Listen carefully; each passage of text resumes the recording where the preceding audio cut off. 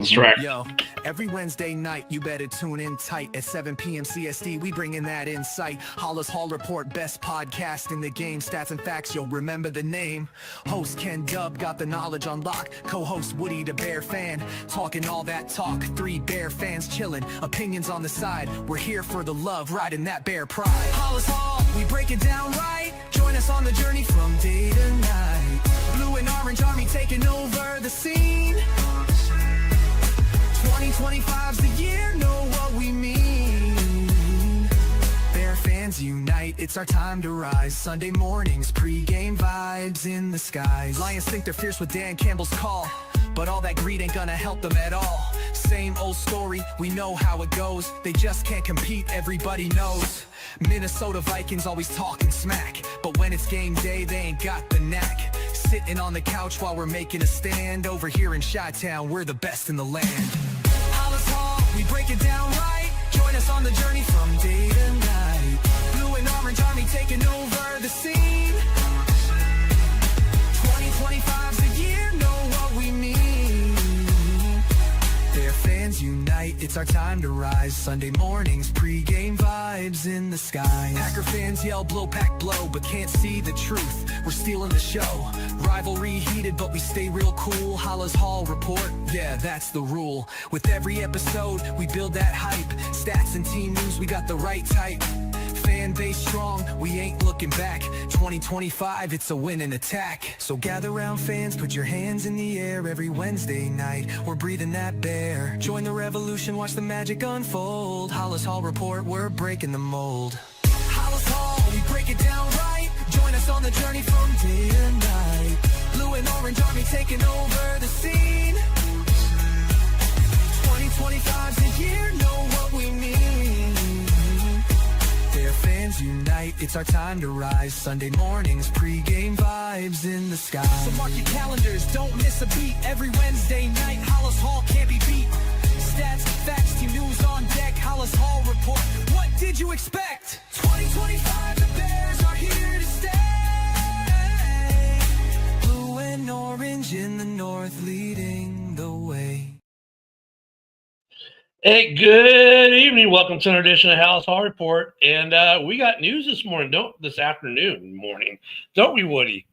2 things, yep. 2 Some things, one goods. good, one bad. What you want to start with, the good or the bad?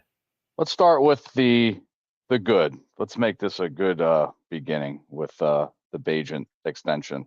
There you go. You heard it. The Bagent extension. Yep, the quarterback battle for backup quarterback is over in Chicago, with Bagent getting a 2-year, $10 million extension that can be worth up to $16 million with incentives. Not bad for an undrafted free agent rookie from a D2 school, huh? Nope. Absolutely not. And Very, very heart-moving interview. He thanked his dad being his right-hand man, and this extension's for him and his family. Well, and the interesting part too, they let him close out the practice huddle, and that was a huge moment as well, with a lot of cheering, and so a lot of people happy for him. Probably not Case Keenum as much, because he's probably going to retire now. Good evening, Matt. Yeah, well, you know, I like when they say my family. Does he even have a family at this point? Isn't he single? Maybe he's given helping his parents out, because he was explaining that, which is sad, because his dad's just a, World champ. World champ, arm wrestler, and he didn't have running water until he was a junior in high school. So maybe he's giving it some back. I guess professional arm wrestling isn't what we thought it was, huh? Right, over the top, yep. Yeah. They don't make the money. So Bagent signed. I mean, look, he looked really good in his preseason game. I thought, like, when he played the majority of the game Sunday night, he did look sharp. He picked up right where Caleb left off. He was sharp. It was hard though, because like the entire team was pretty sharp. I mean, there were a couple miscues. They're not perfect, but yeah, it was really hard, because even Case Keenum looked pretty good when he played. But Bagent, He's a younger guy. The extension makes sense. Yep. Now for the bad news. Yep. All right, let me pull it up so I can make sure I read it properly. Terrell Smith is gone for the season. The 2023 fifth rounder suffered a patellar tendon tear in the game and is gone for the year. That hurts. Yep. So we still got Trey Flowers, Nick McLeod, Nashawn Wright. Those folks are still there. Smith's his rookie contract still has 2 years left on it after this, so we got him for a while to come back. But the cornerback position, that we've been talking about safeties, because none of them are under contract next year. But we are starting to look a little thin at corner. Yep. And I don't know if can Bears make a move. Like if there's a cornerback out there, I mean, I wouldn't, but that's something to think about. Let me look at the depth chart real quick. I mean, it's not all doom and gloom. I mean, and look we didn't actually lose a starter. Broski's on here. Hey, Broski, did you hear the good news today? Ken Woody, how you guys doing? Hey, Broski. Oh, who loves you? Who loves me, Woody? You tell me. So we're talking about the Bagent extension, which my question to you, he's looking up something. How Case Keenum looks and about the veteran presence. Do the Bears keep 3 quarterbacks this year? I really don't think so. I'm just thrilled they finally have 2 promising young quarterbacks that can be coached up. I really am. I'm not. I kind of grew a little. I changed my ways as far as having like that old veteran backup quarterback. I kind of prefer to have 2 young, hungry quarterbacks. With a little more desire. A little more want. So. Yeah, I was glad for the kid. I watched his press conference. It was great. He did say he has a baby girl on the way, but I don't. Oh, he does have a baby girl on the way. Okay. Yeah, but I'm not sure if he's married or anything. So I don't know. It doesn't matter. It don't matter. He's young. He was having too much fun one night. Possibly, but yeah, good for him, man. And yeah, I really think they're just going to roll with 2 quarterbacks. But yeah, Charles Smith, man, that was a bummer because honestly, he was. Yeah, he was top 4 cornerback on the team, you know. Terrell Smith was behind Tyreek Stevenson on the depth chart. So right now, here's what the depth chart at corner looks like. You've got at left corner, you got Jalen Johnson, then you got Nashawn Wright, and then Jeremiah Walker. At right corner, Tyreek Stevenson, and now Trey Flowers and Caleb Hayes. But the nickel back, you got Kyle Gordon, Josh Blackwell, and those guys you can probably, depending on the scheme that they're using, can play in the corner. The safeties are fine with Brisker and Byard, and then you got Owens and Elijah Hicks. I mean, it's a good room, just none of them are under contract after this year. The corner room, if Jalen comes back with Jalen and Tyreek, I'm good, or Kyler. It'll probably be Kyler more than Tyreek, unless they're playing nickel, and then they'll play all 3. Yeah. I mean, so it's not desperation, because we lost the second stringer. But, yeah, I think they'll be looking at the waiver wire on cut day when everyone's cutting about 40 guys, right, from these 90-man rosters. They'll be looking. There's been some minor trades already today. There's been 3 wide receiver trades in the league. Nothing major. We haven't seen any big trades like we talked about on the morning show. I'll tell you what, did you see that Vikings trade that just happened, that Harrison Phillips, their nose tackle, got traded to the Jets? I mean, he's been their best run defender over the years, He's a pretty good player. Yeah. So what did they get a 5th round pick for that, or 4th? I think a 6th. Oh, it's a 6th. Okay. Yeah. I have to read up on that. It was good to see hear that Kyler Gordon was back in practice. He's been out a few weeks with a hammy. So I mean, that was good to see. Him and Blackwell, man, those are 2 really solid nickels, man. It is weird. Blackwell's my player of the Packer game last year. This is weird. Like the Chiefs have had like wide receiver issues forever, and they just trade one of their wide receivers, Sky Moore, to the Niners, which is funny because they're always looking for receivers in KC. The Broncos trade wide receiver Devon Bailey to the Saints. Yeah, Harrison Phillips to the Jets. Let me see. He got the Jets will land Phillips in a 2027 7th-round pick in exchange for a 26 and 27 6-rounders. So they got a 6-rounder for him. Yeah. I'm sure there's going to be look, as we get closer to the end, I'm sure there'll be some corners that might hit the market that they may look at for depth.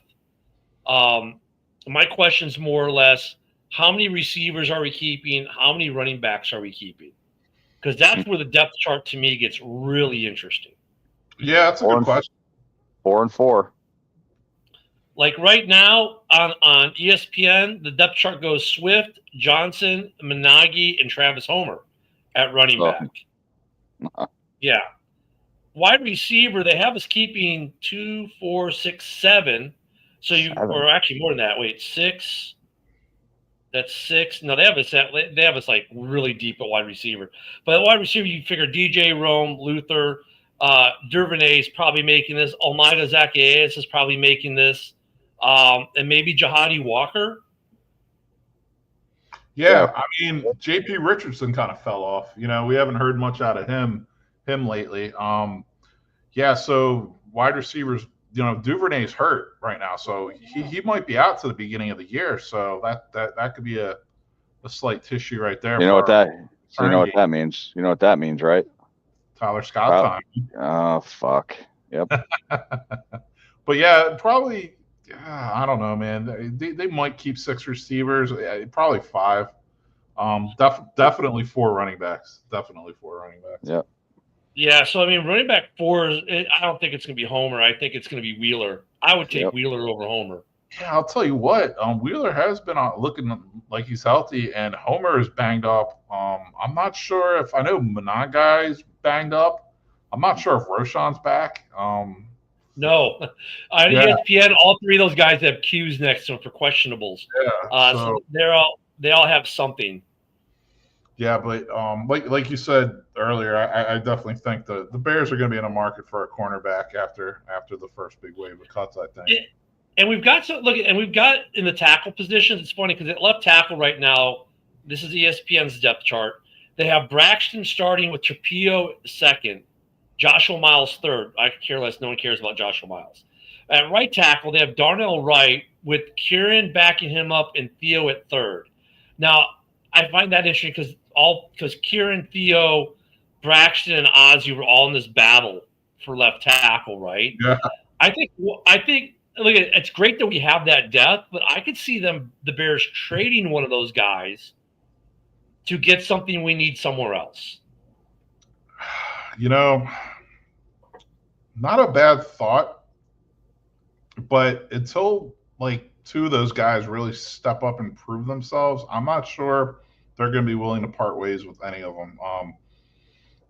Especially given like Braxton's injury history, Theo's injury history, Trapillo just being a rookie, Trapillo, they're not going to get rid of, but Braxton, his injury history is what last year, that one injury. So I mean, but I'm just saying, like, my point is just like none of them are really like that stable yet. You know what I mean? So it's kind of like I don't know. I'm telling you, I think Braxton is. I mean, look, he's left tackle 1's been that all camp for a reason. And Ben Johnson said early, it's an open look for all these guys. And he's been the number 1 guy all season. He's won that from Ben Johnson. And I said it before, like last year, I think a lot of his issue where we saw drop off last year from the year previous was because of the guy playing next to him and trying to do too much to cover. Now you've got Tooney next to you. The dude's a freaking brick wall, right? He's kind of like, I don't want to say he's playing free, but he's playing free in terms of he's not worried about the guy next to him anymore. And I think that leads to a lot less false starts from him, a lot less holding, a lot less of the issues he had last year, because he was a very serviceable left tackle the year before and his first 2 years. Last year was kind of, okay, fine, I get it. But he was still top 20 in the league, even being a little, I think he's won that job. I think Kieran did take a step forward, and I think Theo Benedict, look, we didn't know because he was injured, right? He was on the IR last year. What's nice for me is we've got 4 guys that can play left tackle. 4 guys who can legitimately probably play the position. And we probably, if we, of the 5 guys we have the 2 tackle positions, we probably only need to keep 4. So that means we could move one if we want to. The question would be, who would it be? Would it be your undrafted free agent rookie, Theo Bennett, you got from British Columbia, Canada? Would it be the guy you just drafted? Or would it be the guy you drafted in the 3rd round next year, Kieran? Which one of the 3 would you move? I doubt they're going to move one of pull 2nd round or 3rd round draft pick in Ozzy or Kieran, and I think they really do like this Theo Benedict guy. I think they're keeping all 5, man. I really do. I understand what you're saying too, and I hope Braxton proves me wrong. But yeah, I don't know. I think you still need that depth at tackle, man. It's so important. I am, even though I said what I said, I'm more inclined to agree with you than the trade one, because Ryan Poles said it on Sunday's game, like left tackles don't come along that often. They're kind of a rare thing, right? These left tackles and right tackles. Yeah, and here you've got 5 guys on this roster who can play tackle well. Yeah, dude, and Ozzy and Theo. I mean, each of those guys are like a legit 6'7". I mean, they're tall, rangy, athletic dudes. And I think Theo, you could use at guard as well. I think he's kind of more of a Swiss Army knife. Like if they had to press him in the service at right guard, he could do it effectively for a couple games during an injury spell or something. Because our backups at guard right now, okay, behind Thuney, you've got Luke Newman and Bill Murray. Bill Murray is still on a rookie deal and growing, so I'm fine there, I guess. And then at right guard, you got Ryan Bates, Jordan McFadden, and Chris Glazer. Bates, we know, can be okay. So, I mean, I'm like, he was supposed to be the starter last year. Now he's the backup. I mean, Bates and Newman seem like they're, even Newman for a rookie seems like he's got some potential. Like, I don't mind having him as a backup learning behind, 2 vets, Judy and Jonah Jackson. So, the Bears might have a solid starter and a solid backup at every position except center, because that still gets me nervous. Like, I'm not sold on any of their backups. The backup right now, and he's questionable, is Doug Kramer. And then behind him, Ricky Stromberg. Yeah. They've all played well this preseason. So I'm a little more comfortable than I was when we talked about it last time, Broski. I'm a little more comfortable, but Stromberg is a guy I liked in the draft a few years ago. He played at Arkansas. He was all SEC first team. And he had like a devastating, I think it was a knee injury or something when he was a rookie. And it literally took him like a year and a half to come back. So I'm holding out hope for him, honestly. When I look at defense, Austin Booker, we just got to talk about it. Mm-hmm. Austin Booker, he is just Ed Oliver. They showed a clip on. I watched last night. I watched Hard Knocks. And they had a clip of Ed Oliver talking to him. So Ed Oliver, at the joint practice, he's talking to Austin Booker, and he said, "Dude, you're different. You're a different type of player. Play differently." Like he's like, "You ever have any questions? Call me." Like he was mentoring up Booker, right? I thought that was pretty damn cool that a guy like Ed Oliver from another team is going to the young guy Booker and saying, "Hey, look, you're really special. Play special." Right. And by the way, if you ever have questions, call me whenever. I'm here to help you. And he said, the last thing he said, we're all employed by the NFL. I thought that was great. But Booker, man, what's he got? Like 8 sacks in the offseason, in the preseason right now? I don't know, but he's a little bit banged up. They said he should be ready by week 1. I am digging Booker, and we haven't even seen Dio yet. Yeah, I was going to say, if Dial can kind of develop his pass rush skills a little bit, looks like Booker is, and Sweat can have a bounce back year, it's like that's going to be a huge boost having those DNs be able to get a little pass rush one-on-one. How about I mean, Billings coming in there? Billings too, coming into that, bowling over the offensive line last week too, baby. Yeah, Dude, this Just is what's don't play. scary. I'm going to read to you the second tier of the Bears defense. Okay, this is not the starters. The second tier. Austin Booker, Mark Turner, Andrew Billings, Dominique Robinson, Carl Jones, Amin Agabengamiga, Sewell, Nashon Wright, Elijah Hicks, Jonathan Owens, Zoff Frazier, and Trey Flowers. That's your backups. Some of those guys were starters last year. Yeah, man. The Bears defense should be top 10. Your starters right now are Montez Sweat, Grady Jarrett, Gervin Dexter Sr., Dio, Tremaine Edmonds, TJ Edwards, Hippolyte. They have Hippolyte right now ahead of Sewell on the depth chart. Jalen Johnson, Brisker, Byard, Tyreek, and Kyler Gordon. Oof. Yeah, and I'll tell you what, I wasn't expecting Shamar Turner to have a chance at being ready for week 1, and it sounds like he might. You know, they're working him back in practice and stuff. So What's that? that's a good sign. Jax with the troll moment. Yeah. Rex Grossman deserves the hall. What is it? I don't know about Sexy Rex being in the hall, but that's okay. Yeah, this defense, I think the defense is going to be thick, and we got a great coordinator.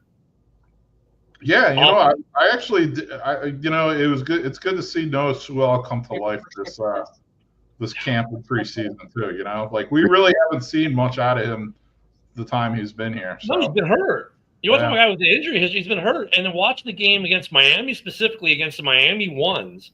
He came up huge against the Miami Ones. On that goal line, he killed that goal line drive.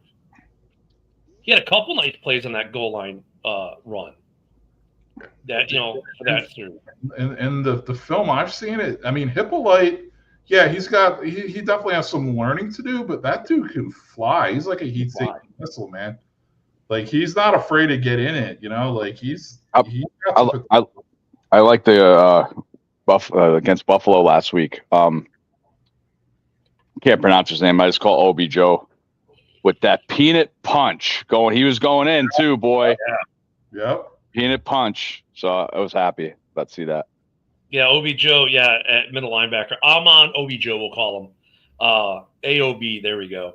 And Dominique Robinson played well, and Andrew Billings played well. And I'm like, we haven't even seen Montez on the field yet. We haven't seen Gervon on the field yet. We haven't seen Dio on the field. We haven't seen Tremaine Edmonds or TJ Edwards on the field yet. We haven't seen JJ or Brisker or Byard. Did we see Tyreek at all? We might have seen a little Tyreek. Yeah, we did. He got some run. He got some run one of the games. Yeah, we haven't seen Kyler Gordon yet. I mean, we have not seen a lot of our starters. Now, on offense, we've seen all the starters, I believe, except for we have not seen DeAndre Swift or Roshan Johnson on the field yet at all. Those are the only two from the starting offense I think we have not seen yet on the field. I like that we saw the starters on the field for the offensive line on Sunday. Yeah, they were playing primarily against the twos for the Bills, but they looked really good doing it. No. What do you mean, no, Woody? They looked good. What are you talking about? Storm. I know. No, they look good. I was saying on this morning show too. I'm like, yeah, I know it's only preseason, but there's a professional team. They should not be shut out.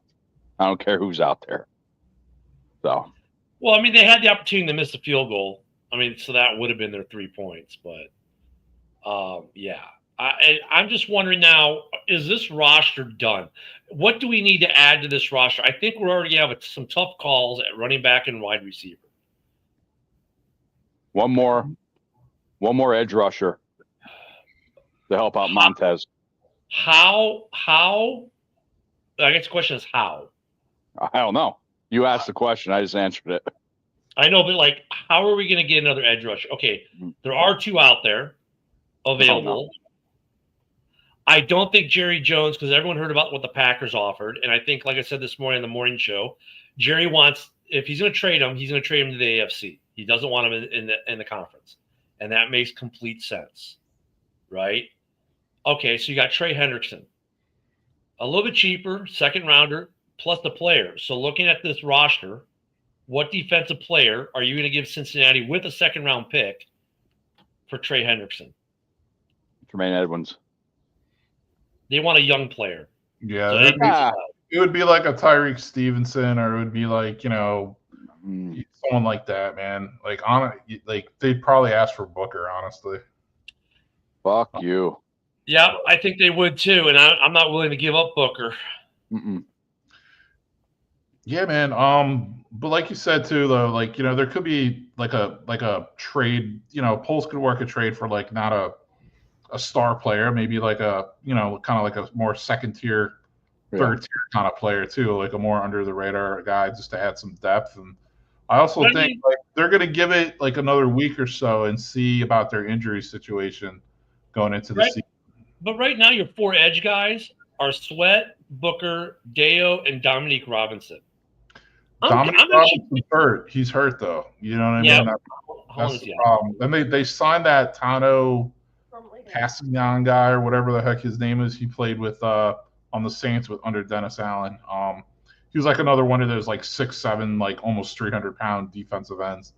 What's his injury though? I don't know. And Dominique Robinson was ankle. a guy. It's an ankle. Robinson's got an ankle, so he probably twisted ankle or he's got a high ankle sprain. Finally showing something this offseason too. You know what I mean? Like finally coming to life a little bit.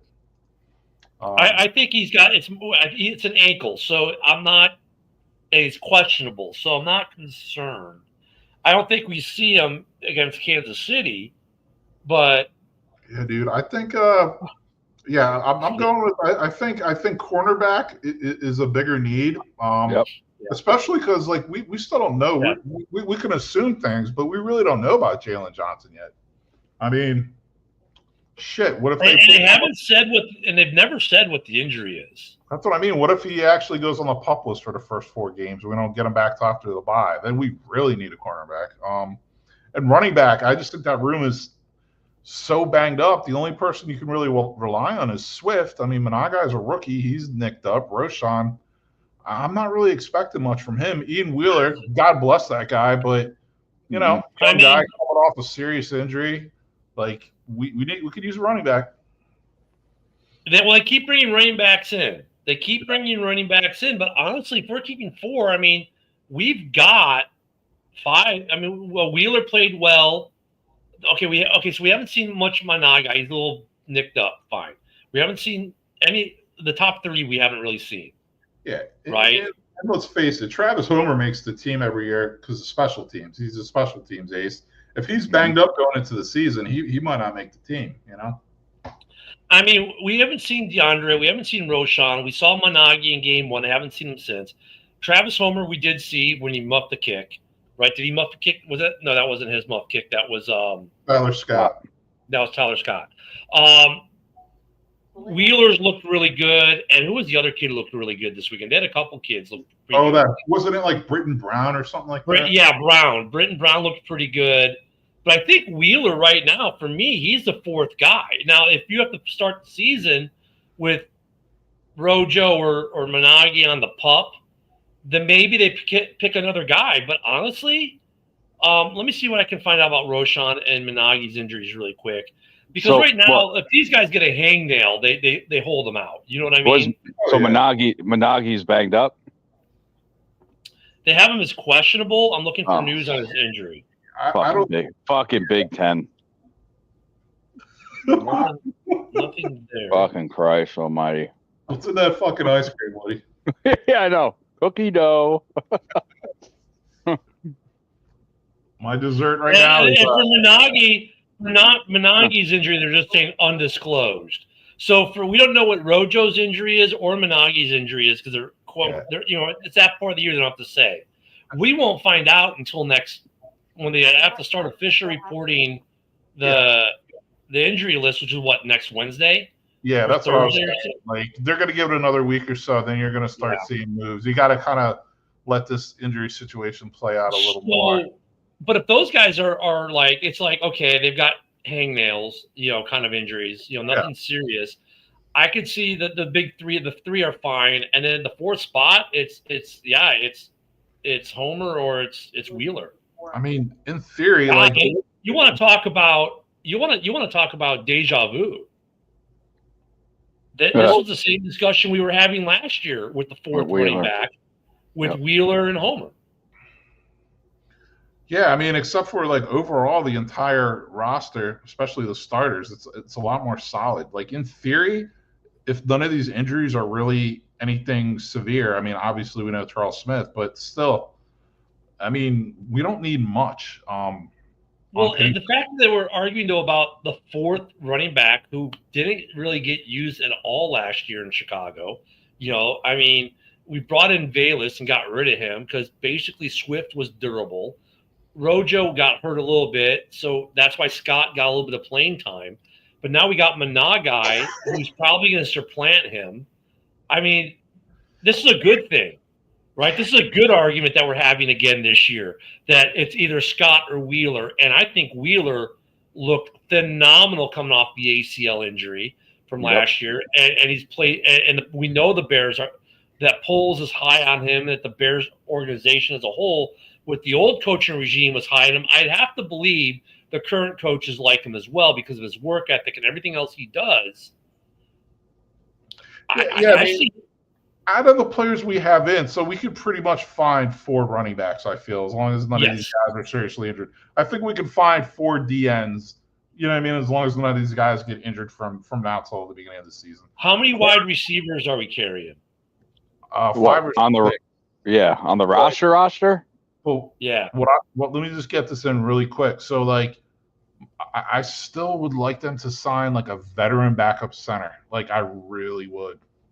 I think that's something we really. All right, Cody Whitehair. No. I mean, yeah, I'm kind of with you. I'm not like displeased with Doug Kramer being the backup, but I get what you're saying. Yeah. I think we're going to carry, oh man, 6 wide receivers. I'm saying the most. Yeah, I mean, we got DJ Moore, Zacchaeus, Burden, and Rome. I mean, obviously those 4. Duvernay is a lock as long as he's healthy to start the season. We'll see. And then it's going to be, so that would be 5. Honestly, Tyler Scott was a first-round pick, so that would be 6. Wait, who was a first-round pick? He's a 4th-round pick. So, like, I don't think polls, like, put it this way, if, who is it? Richardson, So we got Moore, Odunze, Burden, Zacchaeus. Yep, that's 4. That's 5. And then it's either going to be Tyler Scott or Jahadi Walker. Exactly. So Boykin's gone, Toure is gone, Maurice Alexander is gone. It's either going to be Tyler Scott or Jahadi Walker. I believe so. And Tyler Scott, he had so many chances, and with even muffing a punt, I mean, this guy's he has 9 lives. But that Walker, he looks pretty damn good. I think what it comes down to, though, to a certain degree, is special teams for that. And I think Scott may beat out Jahadi Walker, even though he frustrates me as a return guy because he does muff kicks every now and then. Yep. Well, that's why we signed Duvernay. Mainly if Duvernay is going to be the full-time return guy and he's okay, then I think Scott as a wide receiver, might be better than Jahadi Walker. But we never get to see him as just a receiver because he's always doing returns. So if this is to free him up to be a receiver, an actual receiver on this roster, and not the return guy, and Duvernay is here to be a return guy and not a receiver, I'm fine with that.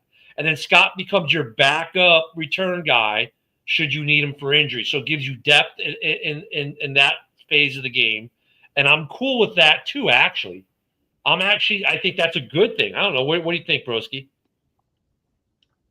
I like the wide receiver room. I like how it's shaping up. I would like to see Duvernay be healthy to start the year, because to me he is the Yeah. kick return and punt return guy. Yeah. So you And know, then Scott's just a receiver. Scott's he's somebody with a pulse in case of emergency. You know. Well, I mean, look, they used him pretty well in the preseason game. I think they'll use him in the playbook too because he's got some speed, he's got some elusiveness, Yeah. and we'll finally get to see Scott as a receiver full time versus like you know what I'm saying. So that he makes for a really good backup, I think. Tight end. Okay, are we keeping 2 or are we keeping 3? Let's start there. Here are the 4 we have on the roster right now, really that are in contention. Komet and Loveland, they're obviously on this roster. Like you're gonna cut your number 10 pick in the draft or Cole Komet right now, right? Not happening. So you've got Durham Smythe, who we signed, and Stephen Carlson are your other 2. Do those 2 make the roster, or do we just roll with 2 tight ends? I think they're rolling with 3 and Smythe. 3, yeah. Smythe, yeah. Because I was thinking, if you roll with 2, now you could keep Jahadi Walker. Now you can keep one of these other running backs. That's the only reason I asked that. I hear you, but Ben likes to run at 12 personnel, so having 2 tight ends at all times is huge. One of those guys gets banged out, you need to have another guy go in. So yeah, keep 3. I think they keep 3 tight ends. Because Smythe is more as a blocking tight end. Correct. That's if you watch them all last year with Miami. So I love him. He can run some freaking routes though, can he? He's fucking swift. He's shifty out there, man. I mean, and Carlson, he's in his 4th season out of Princeton. You know, there isn't his game logs. Let me see what his game logs are. Probably not too much with Cleveland. So in 2 years at Cleveland, 25 games played. He played, geez, that's 2020 and 2019. I mean, he doesn't have much. He has nothing really since 2020. So yeah, I think he's probably the guy who's gone. He's a practice squad guy again. Yeah, they got to start gearing up for that week 1 matchup. That's going to be a big game, man. Division game, Monday night at home. And these Minnesota fans, oh yeah, dude. Not playing Addison is going to be big for them for those first 3 games. Huge. Believe it or not. Well, look at you know, fans are always we'll downplay shit too. DJ gets hurt, oh whatever, you know, next guy up. We got these great guys, blah blah blah. But look at there's the thing about Addison that makes Addison so key to that team. If you remember the games last year, we shut JJ down. Who killed us? Addison. Now we can concentrate on JJ and who's gonna shut us down. Who's gonna be the guy who's gonna put the dagger in the heart like Addison did? They don't have that guy in week 1. There are a ton of Vikings trades we'll see ya. right now for a wide receiver. There's a lot of Tyreek Hill to the Vikings rumors. There's a lot of wide receiver to the Vikings rumors right now. Amari Cooper is still out there. That makes sense for them. Signing Amari Cooper makes sense. You wait till when is it after week 1 where they're not guaranteed, or as soon as we break camp? There's that rule on vets. So I can't remember if it's if you sign them after week 1, it's not a fully guaranteed year contract, which means you keep the guy for 3 weeks and cut him. But you know, I think the Vikings are going to wait for that. They'll see how week 1 goes, and they say, yeah, we need someone. If Amari's still there, they'll sign Amari, keep him for 2 or 3 weeks, and then cut him. That's the business. But I think the rule is it's after week 1, if I'm not mistaken. So I don't see them signing a vet, because if you sign a vet now, you got to pay them all for the full year. And okay. If you sign them before week 1, their contract's guaranteed for the whole season. So yeah, they're going to want to wait till after that to sign them. Yep, they'll wait till after the Monday Night Football game, and then if they want Amari for a spell gap for 2 games or whatever, that's what they'll do. They'll sign him. He'll be there for 2 games, and then they'll cut him, and they won't have to pay him. You guys bourbon drinkers at all? You drink bourbon? No. I don't drink much of anything. Okay. I was going to say, I'm sipping on some Knob Creek 12 year right now. It's pretty good. Oh, nice. Big Ten. So, I mean. I was going to say, big watch. Well, Yeah, we'll no. get. So this Sunday, I guess. Well, hey, we got another Sunday game, so we can do on Sunday on the pregame show. We can talk about the Chiefs again for the second year in a row. What is this with the NFL with the preseason? Last year we had Buffalo and the Chiefs. This year we have Buffalo and the Chiefs. Actually, Ken, the game should be Friday, the 22nd. Oh yeah, August 22nd. August 22nd. Yep, it's 7:20. So let's talk about it now. Or What are your expectations for Friday? I'll get crucified for this, but I'm gonna say it anyway. I think the Stars should stay in for the first half. I'm sorry. Next. Broski? Man, they should at least play a quarter. They should at least play a full quarter. For the first half, I probably would have done series earlier. I probably would have played the starters a full quarter, the first preseason game. I would have played them a full half last preseason game, and then sat them this one. They need to get some practice. Like, bottom line, like, they need to play at least a full quarter, I feel. So no, I like the way when Ken asks us or anybody asks us that, and we say the first half. But that could be two fucking series. You know what I mean? That's not enough. It's not enough time for me. So I'll tell you what, I have no problem to play a whole first half. I really don't. Yeah. Here's my thing. All three of us are in agreement that the starters need to play a lot in the preseason. All three of us have been wrong all year because they keep not playing them. I haven't seen anything from Ben Johnson about the game Friday yet. Who's going to play? Who's not going to play? Last year we can't count. Different coaching regime. The only thing that's the same is the non-football guys. Well, okay, Ryan Poles and everyone else. The executive side of football in Chicago is the same, but from the coaching side down is a lot different. And so I don't know what Ben Johnson. I mean, this is a cool thing about having a first-time head coach. We don't know how he feels about playing starters in the preseason really much. Yeah. I mean, he played them yesterday. I think the only reason he didn't play him in the first week, Broski, is because what we saw in the joint practice, they weren't ready. The offensive line was just they weren't synced at all. Yeah. I mean, go ahead, finish, man. Finish. No, go ahead, Broski. I was gonna say, like, he did come out and say the starters are definitely playing against the Chiefs. And he said, like, practice leading up to this game will determine how much or how little they play. So right. Yeah, so I mean, injuries are also going to play a factor. They seem like they do have a lot of guys nicked up. So I'm thinking maybe they just play a full quarter. Wouldn't mind them seeing playing a half, but hey, if they got too many guys banged up, then you can't push it. So wait, guys, we have yet to see in the preseason. Let's see if we're going to see them. DeAndre Swift. Yep. Do you think he's actually going to play this week? He hasn't played a down. A series. I don't think he is because their running back room's banged up, man. That's it from the offense. Mostly everyone else has played. On the defense, we have not seen Montez Sweat yet. I don't think we've seen him either. We haven't seen Grady Jarrett yet. Nah, he probably won't get any run. Okay, we saw Dexter Sr. for a series. We haven't seen Dio yet. Dio should play. Yep. We have not seen Edmonds or Edwards yet. Nope.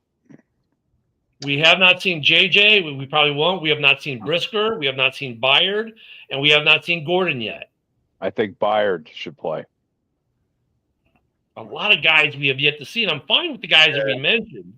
They're all veterans with lots of time under the belt, or enough time under the belt where I'm not as concerned. Yep.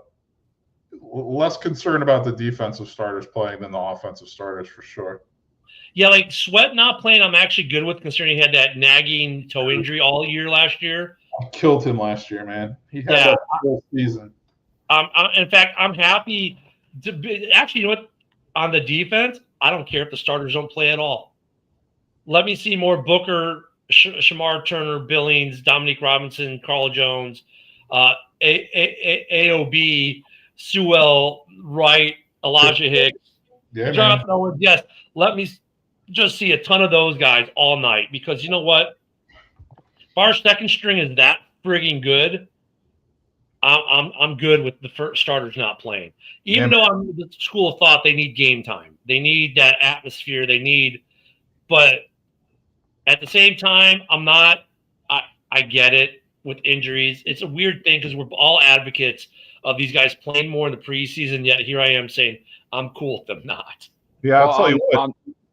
On the flip side of that is that a lot of these teams aren't going to be playing their starters a long time the last game because they got to make a roster cut. So they want to know if they know now who they're cutting or the day after the game. So that's why I say maybe a quarter and a half, first half for the starters, and then second half, let them roll. I think if you let Caleb and the starting offense go out there for 2 series like you did last week and pull them, I think that's enough work. That might be enough. If they're efficient, like they were last week against Kansas City starters or their seconds, whoever they're playing, let them go get 2 series of work and pull them, and then go with Tyson and let him get some work, and then go with Austin Reed to get him some work before you send him to the practice squad. Yeah, and there might be like a real open tryout for like the fifth or sixth cornerback spot and the 4th running back spot. So I mean, yeah, I like it. Yeah, and running back. It's funny. I think Wheeler might be starting this week. Oh, that'd be so blissful. I mean, look at the depth chart. You're not going to play Monangai probably this week because he's banged up. You don't want to even run Swift out there because why? So you're going to play. You're going to have Wheeler, Brown, or Hankins in there. You're going to have Wheeler, Brown, Homer. I think it's going to be Wheeler, Homer, Brown. Oh, I think Homer has to play. Man, you sound like a lawyer company there, bud. I know. Yeah, wow. I think Travis Homer has to go because he's fighting for a position. The law firm of Monangai, Homer, and Wheeler. Yeah, I feel like I'm going to go watch that movie, Philadelphia. I mean, I think Homer has to play. I think he's fighting for a spot. I think Monangai secured a spot pretty early on with just his ball handling. And then what we saw early, I think he got the spot. Yeah, Homer is a bubble guy. Yeah, for sure. And Wheeler looked so damn good last week. I think he gets a series with the starters or 2 series with the starters. And if he looks good, Caleb will handle the ball 1 or 2 times, maybe 3 times. And if they're good, he's done for the night and on the roster. Well, that's why we do this, and they do that. That's true. We don't know. Because we only get to see little bits and pieces. We see probably 30% of it, right? The other 70% that really matters, none of us get to see. I mean that's the truth, though, isn't it? But and nothing else matters. Yeah, but I am interested in that cornerback spot with Terrell Smith out. I mean, right? He played okay, but he got burned a lot. It's that's shaky if he's not healthy week 1. Waving the Jody. Saying hi to you. You're giving it. Oh, whatever. She likes the Big Ten. That's why. Yeah, I'll tell you what, I feel let me ask you guys this. How do you feel this year compared to this time last year about this team? I feel we didn't know. Well, go ahead. No, I was going to say we didn't know about our other defensive end spot. We knew about, the other side. We didn't know about Booker on how he's going to work out. It's just the safety. I mean, we knew Brisker, Gordon, they were a good duo when they were playing together. I'm not sure about how healthy Brisker is to start the season. Hopefully he does play good and, is starting the season. So I'm better on offense than I was last year, but I'm worse on defense than I was last year. Does that make sense? Now it makes sense. What do you think? Okay, Where are good. you at, Berkey, compared to last year? I think I have some PTSD from last season. I'm numb most of the time, but easily triggered. So So it's you're a millennial, is what you're saying. not a millennial. But it's just like something preventing me from getting more emotionally attached or optimistic this year. I do think Ben Johnson does seem like a real head coach, though. I Yeah. will say I like his style so far. And I mean, we'll see when the season starts if this O line can hold up. I mean, in theory, on paper, they should be much better. The D line, in theory, on paper, should be much better. And honestly, that was my main concern: the trenches, both sides of the ball. So So compared to last year, I have a lot more of a warm fuzzy with Ben Johnson. I agree with you. He does appear to be a good, not just a good coordinator, but he's going to be a good head coach. The early returns make it look to see that he is going to be a good head coach in this league. Offensively, I have a lot less questions than I did last year. Last year, like I was okay with the offensive line, but was not like over the moon with it. I was happy about the weapons we had last year, and I kind of glossed the line because I thought, well, the line was serviceable. This year, I think the line is a lot more than serviceable. We just had, like you said, don't want to get too emotionally attached until we see it. But from the little bit we did see, I feel 1,000% better than I did last year about the O line. Defensively, I think I'm a lot more comfortable on the edge than we were last year because of the step forward Booker's taken, and the fact that Booker is the third guy behind Dio, right? And we haven't seen Dio yet, and Booker's that good, and he's the third guy. I'm expecting a lot out of Dio. yeah, So defensively, I'm actually just as excited as I was last year. I think this could be a top 10 defense for sure. I'm a little more concerned, though, because of the injury side of the house now than I was last year. So overall, my prognosis for this team is I'm a lot more enthusiastic about this team this time this year compared to what I was last year. yeah, and I'd like to mention also, I do like the Dennis Allen hire. I was just not, obviously Eberflush wasn't a great head coach. I still thought he was very overrated as a defensive coordinator. I kind of like what I'm seeing out of Dennis Allen, what he's bringing to the table, and The one thing, though, when they fired Eberflus last year, you saw that defense just fall off a cliff. He was actually pretty decent with the defense. I have to give him that much credit. He's not bad, but it's one of those things too. It's like certain people have different, tastes, different styles they like. Yeah.